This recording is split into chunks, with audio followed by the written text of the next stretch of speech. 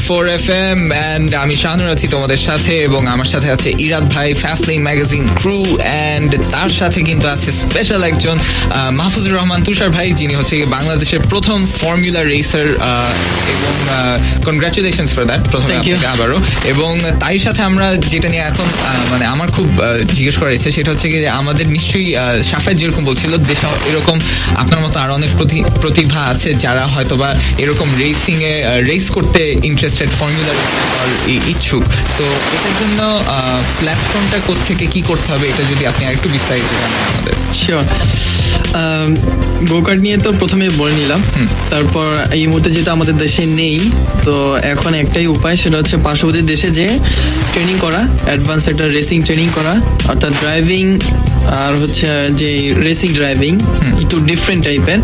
অর্থাৎ তো ট্রেনিং করার পর যখন ইনস্ট্রাক্টর বলবে যে হ্যাঁ আপনি কোয়ালিফাইড একটা রেস কার চালানোর জন্য, তখন আপনি অ্যাভেলেবেল, তখন আপনি রেস করতে পারবেন। তো ফর্মুলা 4 থেকে দেন আস্তে আস্তে 3 এবং বেস্ট হবে ফর্মুলা 4-এ 2 ইয়ার্স থাকা, এতে করে এক্সপেরিয়েন্সটা বাড়ে। বুঝতে পারতেছেন যে রেসিংটা খুবই যেমনটা ডেঞ্জারাস সেরকমটা অনেক ব্যয়বহুল। আমি যদি ডেঞ্জারাসের দিক থেকে একটু ব্যাখ্যা যাই, 1 মিলি সেকেন্ড, 1 ন্যানো সেকেন্ড যদি একটু 19-20 হয়, হতে পারে ওইটা আপনার লাইফের শেষ দিন।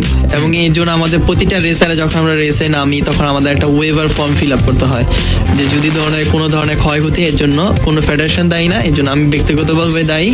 এবং আপনারা আপনি বুঝতেই পারতেছেন যে ট্রেনিংটা কতটা গুরুত্বপূর্ণ। আমরা যদি এখানে থাকি, এবং আমি প্লাস একটা ইনফরমেশন দিয়ে নিই, আমাদের রেসিং এ কিন্তু প্রতিটা কর্নারে একটা করে অ্যাম্বুলেন্স থাকে, অর্থাৎ ড্রাইভারকে প্রোটেক্ট করার জন্য এমন কোনো ধরনের ফ্যাসিলিটি বাদ নেই যেটা করা হয় না।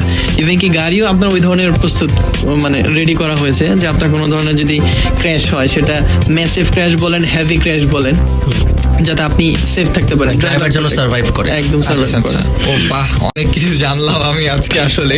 এবং তোমরাও কিন্তু এরকম আরো জানতে চাইলে টেক্সট করে ফেলো 2010 নাম্বারে লিখে ফেলো, আর স্পেস তোমার নাম, স্পেস তোমার কথা।